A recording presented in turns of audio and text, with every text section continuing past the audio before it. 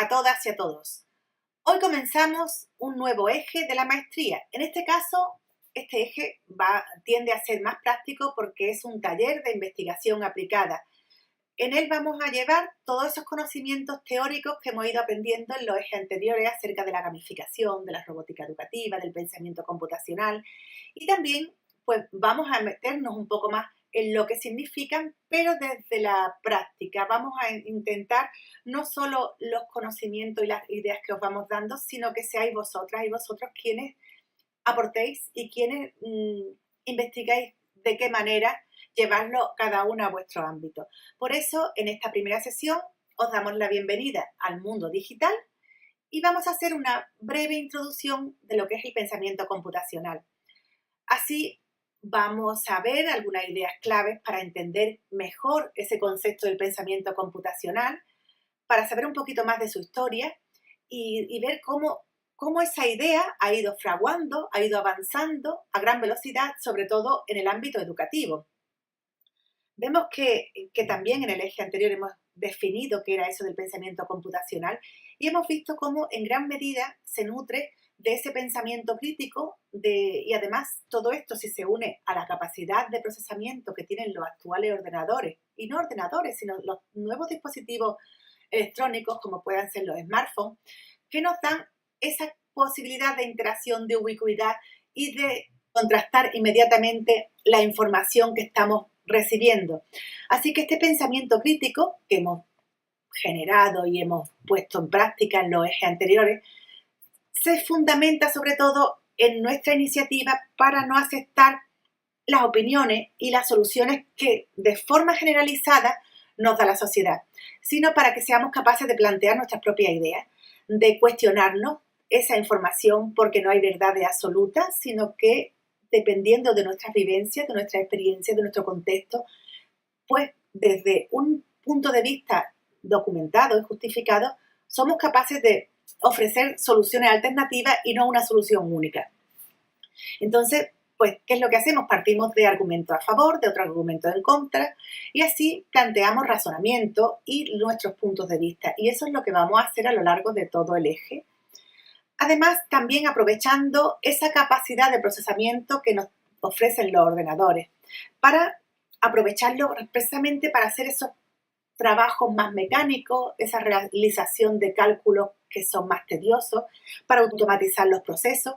Lo importante es que nos ofrecen muchas posibilidades de llegar a soluciones que de otra forma sería imposible. Necesitaríamos equipos de personas y equipos de recursos para llevarlo a cabo. Vemos que a pesar de que la sociedad es consciente de la importancia que tiene incorporar el pensamiento computacional, por ejemplo, a la educación o a la formación, todavía resulta complicado introducirlo en el aula.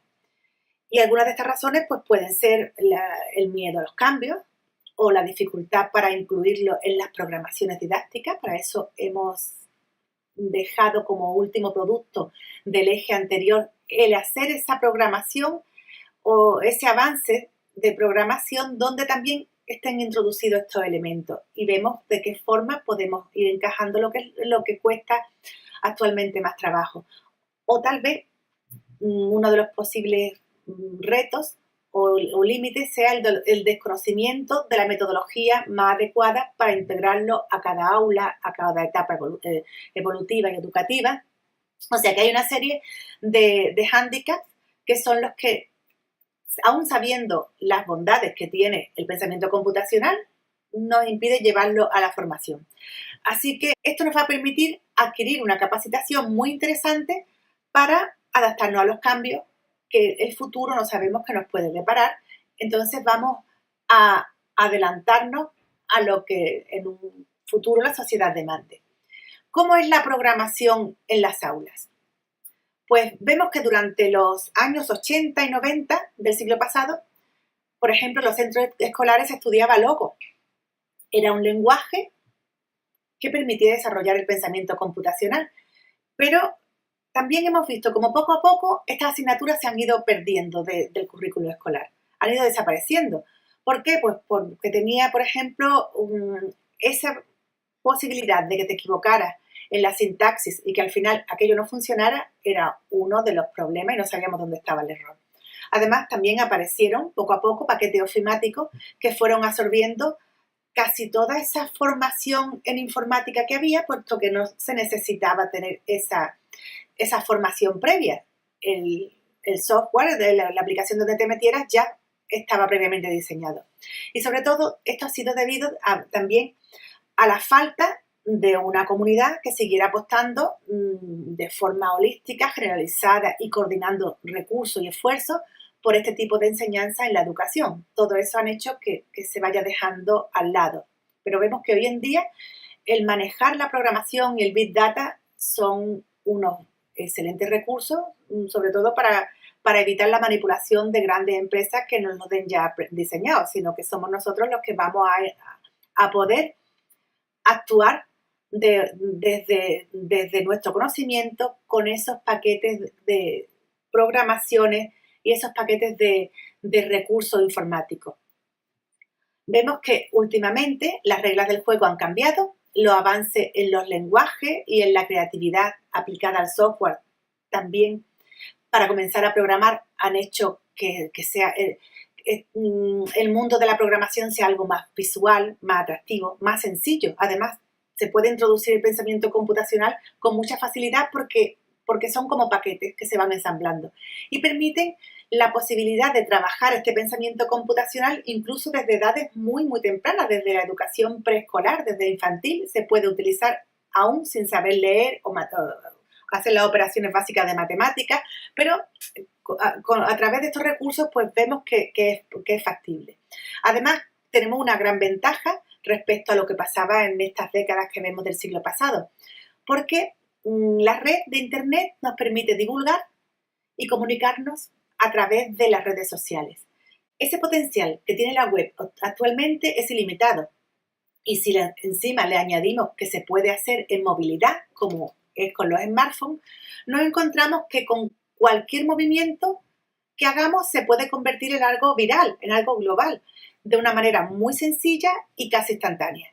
Cualquier actividad, cualquier software que tú inicies puede tener esa repercusión en el mundo empresarial para que también se potencie para toda la sociedad. Además, otra cuestión a tener en cuenta es que es preferible que todos estos programas, estas dinámicas y estos pensamientos que estamos usando, pues que sean populares. No es conveniente embarcarse en hacer algo en solitario, porque si eso va a crecer, te van a faltar recursos, te van a faltar gente, te van a faltar tiempo para llevarlo a cabo. Ahora, si esto lo hace en un movimiento global, como por ejemplo es Code.org, tenemos mayor facilidad para que se extienda y llegue a todos los rincones del mundo.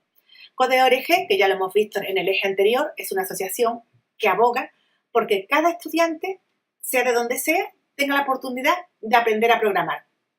Así que en este eje de la maestría vamos a intentar también pues, ver todo eso, intentar dentro de nuestros recursos, de las posibilidades que tengamos de programar a lo largo del eje. Y vamos a ver un poquito de la historia de la programación. La programación en el ámbito educativo se empezó a utilizar en la década de los 70 del siglo pasado. Sin embargo, esta idea, este concepto de utilizar el pensamiento computacional en la educación es algo más nuevo, es más actual. Por ejemplo, yo os pregunto a vosotras y a vosotros, ¿sabéis qué es lo que es Logo? Pues si este nombre te suena, entonces tiene mucho adelantado porque tiene muchos años de experiencia. Tiene unas cuantas décadas y sabes cómo surgió.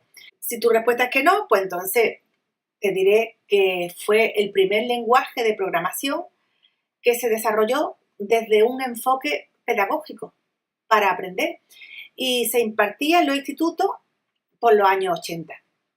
Lo diseñó Simon Pepper en el año 1968 en el MIT. Y lo veis en este vídeo que veis aquí detrás, veis cómo lo llevaba al aula, cómo hacía que se movieran los muñequitos con la programación que se le había hecho y vemos que Logo permitía aprender matemáticas y ciencias de una forma muy novedosa. Su originalidad se basó pues, en que aparecía un objeto en la pantalla. Es decir, una vez que se había hecho toda la programación, se había dicho las pautas que tenían que seguir, se podía comprobar si esto estaba bien, pues de forma visual, porque una tortuguita era la que en la pantalla hacía esas instrucciones que le habíamos tecleado. Con la distancia de todo este tiempo, vemos que actualmente en la escuela aparece Scratch. Scratch, que ya lo hemos vislumbrado algo en otros ejes anteriores, es una aplicación que se utiliza de forma generalizada en los centros escolares que quieren utilizar el pensamiento computacional en la educación. Y vemos que la principal novedad que tienen estos lenguajes de programación es que están aplicados hacia objetos, hacia cosas, para que se vean de forma más tangible. Si vemos las cuentas, la secuencia de órdenes, pues quizás nos perdamos, pero si vemos los objetos moverse y programarse y ensamblarse entre sí, nos va a ser algo más cercano. En el caso de Logo, únicamente se podía trabajar con un objeto, con una tortuga. Mientras que con Scratch se puede hacer con varios objetos simultáneamente. Como veis, este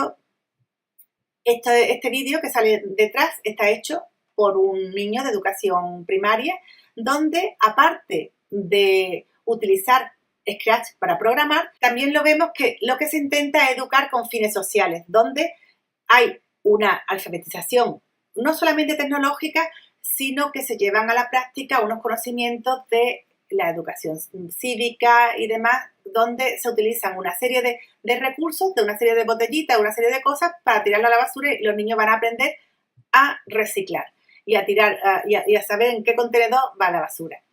Este programa y otros más, pues los vamos a tener la oportunidad de profundizar en ello en próximas sesiones. Y para ampliar más conceptos y más sobre este conocimiento, pues os dejamos y la historia y la aplicación del pensamiento computacional, vais a encontrar una serie de vídeos, de textos, donde os darán lugar a construir conceptos y a plantear nuestras disidencias y nuestras soluciones. Y así que como reto de esta semana, pues te propongo que busques un hito de la historia del pensamiento computacional. Y para ello, pues te propongo que elijas un hito en la historia. Si ese hito en la historia está relacionado con tu experiencia personal, pues muchísimo mejor, porque van a estar implicadas otra serie de cosas, los sentimientos, emociones, los recuerdos, todo eso va a hacer que los aprendizajes y lo que se comparta sea mucho más rico. Además, vamos a ver cuáles son esos antecedentes que llevaron a este momento, quiénes lo protagonizaron, cómo se produjo, cómo fue su posterior encaje en la sociedad y actualmente, o si se quedó ahí parado. Después de que haga esta búsqueda, que busque varias fuentes, entre artículos, noticias, vídeos, todo, que comenten este hito, pues intenta hacerlo desde varias perspectivas, no solamente desde la tuya, sino cómo lo hubiera visto pues un niño actualmente, cómo lo ve actualmente ese hito de ese invento o ese descubrimiento que está relacionado con el pensamiento computacional. Después, pues, presentarlo en una presentación electrónica en formato visual. Por ejemplo, pues lo puede hacer con Geniali, con Canva, con Prezi, os dejo una serie de recursos o incluso los que se ocurran para que sea más visual y sobre todo que provoquéis que haya esa interactividad, donde no todo esté contado, sino que dé lugar a que alguien se cuestione cosas y también, como no, a que se metan esos ganchos que vimos en la gamificación para que no se nos aburran cuando le estamos contando las cosas, ¿no? Y bueno, pues esto que hagáis, os animo a que lo compartáis en los foros, en el grupo de Facebook y que lo presentéis. Bueno, pues espero que todos estos recursos, estas herramientas y todo lo que hemos diseñado para esta primera sesión del eje, pues sean de vuestro agrado. Y ya sabéis, os espero para que nos veamos, nos compartamos experiencias y debates en las redes, online y offline, como que hay. Adiós.